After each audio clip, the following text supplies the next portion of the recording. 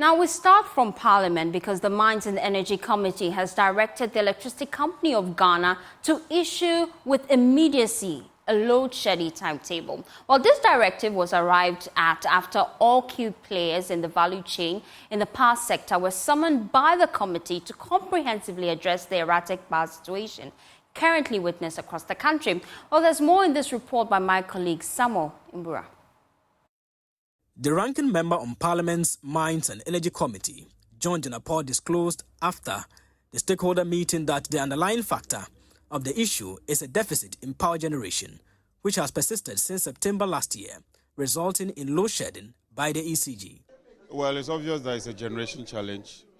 It's been confirmed that there's a deficit. Even as at yesterday, they were shedding load. And so clearly, this issue of transformers is neither here nor there. The root cause of the problem, as was confirmed at the meeting, is fuel. And that if they get fuel, this load shedding will be curtailed. And so we've had an engagement with the ministry. They've assured that government is looking for money to procure the fuel. We asked for some definitive dates that was not forthcoming. They just said that they are doing their best. And so the committee has directed that would-be customers who will be affected ought to be informed ahead of time. So in a nutshell, it's a generation challenge arising from fuel, there's load shedding, there's a generation deficit, and the utilities have to inform customers before their lives are taken out. So that's all. Is there a definite timeline for them to issue a timetable for Ghanaians? We've told them immediately. Yeah, so but why were they keeping this away from us? Is it now that the situation has gone murky, or that has always been the situation, but they are trying to hide it from us? It's always been the situation. In fact, from September, there's always been a generation deficit, and that is confirmed. With the parliamentary committee, you cannot come and dribble anybody. And we put straight, direct questions to them, and they answered in the affirmative. So there's they were under oath, that's what I'm told. Yeah, if you appear before parliament, you cannot lie. If you lie, it's perjury. Is it because you wanted to unravel the truth? That's why you made them to speak under oath, or, I mean, that has always been the standard practice? It depends. In fact, the chairman did not even administer the whole oath. He just made it clear that they ought to be honest. However, the managing director of the ECG, Dubik Mahama, maintains that there is no ongoing load shedding and assures the public that his outfit will continue to make every effort to ensure a consistent power supply. But the assurance is that we are doing our best. The lights are going to stay on. Most of the transformers that we spoke about and the intensification exercises are almost done, so we should just stay positive. There will be a proper statement as to the way forward. Are you shedding load? We are currently not shedding load, so we are not shedding load. Meanwhile, the Mines and Energy Committee has directed for a timetable to be published to inform the public of their activities. Samuel Athachia chairs Parliament's Mines and Energy Committee. The next for our committee is to monitor what is going on and see that as it's been resolved that it is not going to be a permanent feature and that the resolution will come as quickly as possible, we should have it. So that it's not just a meeting, but the reality is with us that we won't have this conversation as to power outages. We don't want this conversation. For the past 7 years, we've not had this conversation, and we should ensure that it will be something that we won't discuss and that we're enjoying our normalcy. So, Honorable, are we expecting that after this meeting, there should be a timetable from ECG to help Ghanaians plan their lives? Non-negotiable. I think the committee was very strong on the matter that if there are power outages, it could be a problem. But the bigger problem is that those who are enjoying power should know when it will be available. And then they plan their lives around the timetable you furnish them. I think they are not averse to that. It is imperative, and they are going to do it. The committee has until Monday to finalize its report and present it to Parliament for further deliberation. Samuel Mbura, Joy News. Well, government in consultation with stakeholders have reviewed the producer price of cocoa for the rest of the 2023-2024 crop year. The producer price of cocoa has been increased by 58.26% from 20,928 Ghana cedis per ton to 33,120 Ghana cedis per ton for the rest of the 2023-2024 cocoa season. The new price took effect from Friday, 5th of April 2024. Head of Corporate Affairs at Cocoa Board, Fifi Buaji, says the increase in the producer price of cocoa has become necessary due to the rise in the cost of the produce in international markets. It's largely due to the increase in price at the international market, and this is what has informed the decision to improve the farm gate price for cocoa farmers. You will realize that at the time of increasing the producer price September last year, we indicated that the producer price is based on what is achieved from the international market, and then a sizable quantity for the year had been sold already. But just after the announcement, we've seen a very sharp increase in price, which gives us a room, despite the small amount of feelings that were left unsold, to be able to realize something significant for us to be able to improve the farm gate price for the cocoa farmers.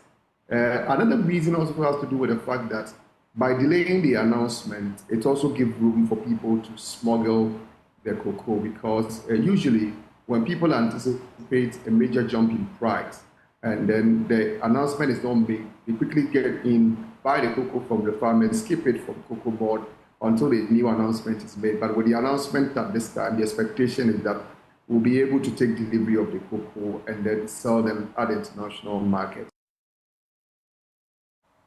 On minority concerns, the increment is a rip-off of Ghana's hard-working cocoa farmers, as it constitutes the lowest percentage of the international market price of cocoa ever given to cocoa farmers at the farm gate. Fifi Buaji says their claims are inaccurate. I think the analysis by the minority is one that does not look at the real facts of the ground. The minority make reference to a price at a particular point in time. With your indulgence, I would like to say that the price at the international market is not what you see on daily basis. Yes, because on daily basis, what you see is a spot price. The spot price mainly means that you have cocoa available today, you are delivering the cocoa, and based on that, that is the price you attract. What we talk about today is largely because of the fact that in the recent months, we've seen shortage of cocoa across the producing countries, and this is what has forced the price up. So the price is influenced because of the lack of the cocoa presently available. This cocoa is not available in stock today. This is cocoa that will be brought in from now to the end of September.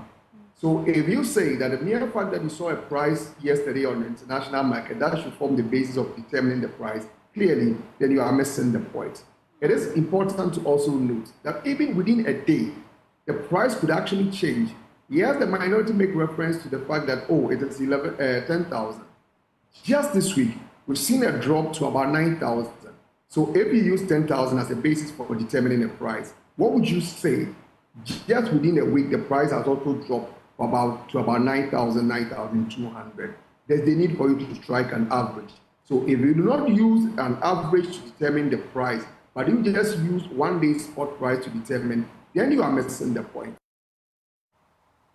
Let's do some other stories now. The Attorney General's office has directed the police to fast-track investigations into the alleged marriage between a local chief, Kobu Wolomo, and a minor, to enable the office to make a firm decision in coming weeks. The move comes after videos and pictures of the customary wedding ceremony between the child and the priest, Numo Bokatelawe, went viral on social media, angering a cross-section of Ghanaians. While speaking on Newsfile, the Deputy Attorney General, Diana Dapa, indicated the office's readiness to prosecute all involved in what she described as an illegal act. For us, the concern is that we thought we had made some strides, particularly including traditional authorities. And Samson, it will be remiss on our part not to appreciate the peculiarity of this particular case for the office of the Wolomo. It cannot be denigrated with all respect, and we need to give that due deference without prejudice to the non-discrimination in the application of the law. I have indicated, other than that, the Office of the Attorney General would not have issued that letter, and it would have been in the public, that proceed with investigation. I believe that what has happened, there are a number of things we need to consider.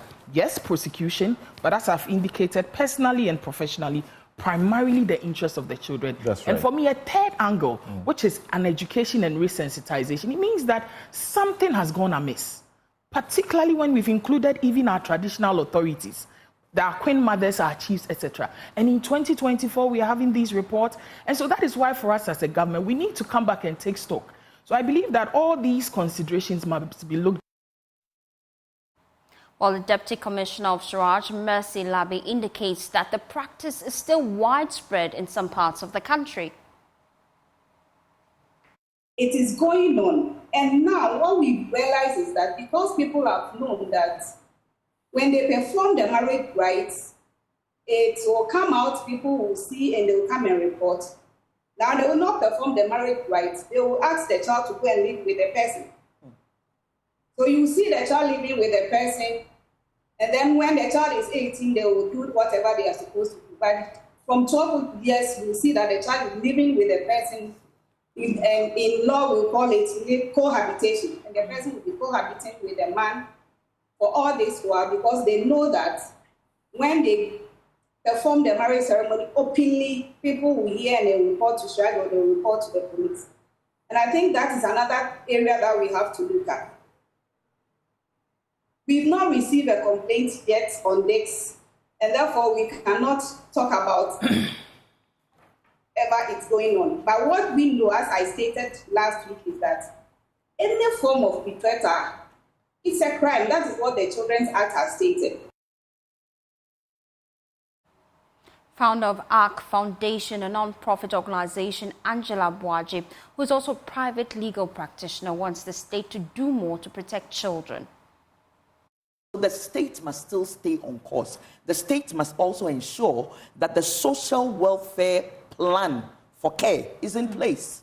Because sometimes there are gaps. I mean, we live in this system. We know that sometimes our social welfare lacks the resources and all of that. So they should make sure social welfare has the resources and also has a plan that will stay on course until the girl is over 18 years old and can live in a community, with her parents, with freedom, okay? Now, when it comes to the government, I think I go with what Deputy Attorney General is saying in terms of resensitization. But you can't do it outside of your own frameworks. We have forgotten that we have set in place several frameworks. Sometimes the T's are crossed, the I's are dotted, and we simply forget about it. If we go back to those frameworks and look at how we are supposed to set in place community systems of protection, they are not difficult. Sometimes it just needs somebody doing their work, putting their eyes on the ball, and ensuring that these things are happening. Sometimes they'll tell you it's the money. Sometimes it's not the money at all. It's somebody just making sure that they are doing what they said they'll do. The district assemblies are the ones supposed to protect children within their jurisdictions. How much does the district assembly, the MCs, know about the protective frameworks that we have? We have to check all of those things so we can catch the issues right at the community level and take them through the systems that we have. It is just the same people around the children who will help us to protect the children, and we need to put them in the frameworks that we already. The Ghana Boundary Commission is enlisting the aid of local authorities and state security agencies to halt the encroachment on the country's international boundary line and buffer zone with Burkina Faso. Now, during a joint inspection led by the Commissioner General Major General Emmanuel Kutia, he emphasized that this is in line with the agency's commitment to safeguarding the international boundary line and buffer zone. There's more in this report by Maxwell Agwagwa. The inspection of the international boundary line at Paga brought together all the relevant state security agencies and officials of the Burkina Faso Boundary Commission. Commissioner General of the Ghana Boundary Commission, Major General Emmanuel Kutia, raised concerns about construction by private developers along the international boundary line and encroachment of the buffer zone between Ghana and Burkina Faso.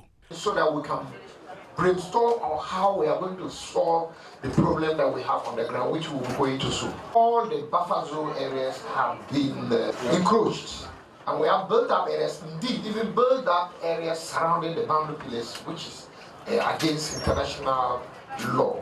So this is very fundamental, and we need to see how this we can resolve. So as a result of that, we invited our Burkinabe counterparts to come, and then we'll have a first-hand observation, we'll walk through and see practically what is happening. Outgoing Upper East Regional Minister Stephen Yakubu said there have been similar encroachments in other parts of the region. Then we have Kologungu, also a similar thing there. Then we also have Pasiga and Pumako. As a country, both countries, to also strategically make sure that whatever we are going to be doing now doesn't happen again. Because it seems as if people are really moving on both sides. The Ghanaian side, they are moving, building. The Burkina side, they are also moving, building. These boundaries should be respected. And the buffer zone should clearly demarcate it so that we make sure that we enforce the law, so that we make sure we don't repeat what we are going to see there again. The team, led by the Commissioner General of the Ghana Boundary Commission, then moved to the ground to assess the extent of encroachment. Major General Emmanuel Kotia urged the local authorities to ensure the ongoing constructions are halted. Major General Emmanuel Kotia said the Ghana Boundary Commission would do all within its power to ensure the protection of the international boundary line and buffer zone. What we have come here to do is to assess the impact of the encroachments on the international boundary pillar, jointly with our counterparts from Burkina Faso. And we've been able to do the assessment. We realize that there's massive encroachment around this area that is distorting the international boundary pillar. So both of us have agreed that, yes, something must be done to these pillars. The first thing, the immediate thing that must be done is that we are taxing, or we are soliciting the support of the districts assembled to meet with the counterparts of Burkina Faso, so that immediately they stop all encroachments that are taking place. The other thing is that on the Ghana side, we decided that any building that is coming, that is engulfing the boundary pillar, should be discontinued immediately. That is in consultation with the district assembly. The regional minister is also here. We've taken that decision. Going forward, we will be taking a decision on what to do to permanently preserve the buffer zone that demarcates the international boundary pillars. That is that is something that we're going to do. We are also urging Ghana Immigration Service to continue vigorous patrolling along the international boundary pillars and reports, and even the community, they should report any encroachment, any new encroachment within this area. Otherwise, both Ghana and Burkina Faso will be losing the international boundary line that demarcates us as a state. Speaking through an interpreter, Permanent Secretary of the National Boundary Commission of Burkina Faso, Salamatu Dabal, said both countries will work together to ensure success. Commission en charge des frontières du Ghana, nous sommes en collaboration. Voilà, nous sommes parce que nous avons. So we are going to collaborate with the Ghana Boundary Commission as we always do, and this work requires a lot of collaboration, and we've been collaborating with them for a very long time. So we'll continue to collaborate with them for us to be able to do their work. Deputy Comptroller General in charge of operations and command post of the Ghana Immigration Service, Lord Ofori Fifa, said his outfit will provide all the needed support to the Ghana Boundary Commission to achieve its objectives. The Ghana Immigration Service is the first line of security along the borders. So everywhere that we have a border, especially a post, the immigration always have to be at the front. But in this case, if you look at the setting here, this is the international boundary. Our office is 200 meters down there. 200 meters. So anything that happens between here and there, we cannot see. Initially, the Burkina people, their immigration post was also about 200, the same length inside. But because of the security issues that are coming up, they have moved here. So immediately, certain instructions are being given that anything or any territory on the Ghana side, certain decisions have been taken and certain actions are going to be taken. These temporary structures here, within the next 4 weeks, we have asked them to move. Immigration is coming to create, for now, a temporary post to mirror our Burkinabe colleagues. You see their office across. That is how immigration border structures work. Always you see the other country there, then your country is also opposite. Or with time, we may decide to have a joint border post. But for now, we are taking certain decisions. These structures here, within the next 4 weeks, we are asking them to move. If they don't move, we will come and move them away, and we will create the structure here. These are the initial decisions. This is Ghana territory, so decisions can be taken in the name of our country. Ghana's ambassador to Burkina Faso, Boniface Gambela, lauded the peaceful coexistence between Ghana and Burkina Faso. He applauded the steps taken by the two countries to deal with the encroachment of the international boundary line and buffer zone. When we obey the boundary lines, there is peace and harmony. There is that international cooperation. There is that bond. These boundaries have a bond, and so we are bonded together.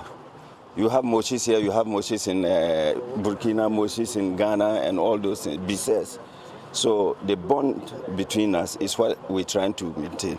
The Ghana embassy is there to provide all the necessary protocols expected. And so I think with the cooperation of the Burkinabe team here, I can see success. Still on security matters, Ghana and Italy have pledged to enhance efforts in combating terrorism and strengthening border security, particularly in West African sub-region. Well, during a press briefing at the Jubilee House, President Akufo-Addo declared a mutual commitment between the two nations to oppose the undemocratic seizure of power in African countries. Strong advocates of strengthening the relationship between the EU and ECOWAS, the West African regional body, and between the EU and the AU, Africa's continental body. We believe that Italy, for historic and geographical reasons, can play a critical part in this process of bringing all of us together. I lauded Italy's expertise in areas such as technology, security, agriculture, and renewable energy, and noted that it presents valuable opportunities for collaboration with Ghana. Whilst we are keen to leverage Italian know-how and innovation to drive our economic growth and achieve our development objectives, I told the President also some of the things we're doing here in Ghana. We want to make our economy the most business-friendly economy in Africa. And I'm happy to note that after the difficulties of the last 2 years, our country, as a result of tough-minded policies, has turned the corner in its attempts to restore growth and engender macroeconomic stability. Through our free senior high school education policy, we have ensured that poverty is no longer a barrier to accessing education in Ghana. Education in our public schools is now free from kindergarten to senior high school and is being increasingly dominated by emphasis on STEM education. Our program for the revival of Ghanaian agriculture, dubbed Planting for Food and Jobs, has meant that Ghana is now increasingly self-sufficient in food production. Initiatives such as the One District, One Factory policy, which is in the process of establishing at least one industrial activity in each district in Ghana, is at the heart of our policy of industrial transformation. Well, that's it for Joy News Prime. My name is Faustina Safa. For more news, please log on to myjoyonline.com. Have a pleasant evening as you enjoy the rest of our programming.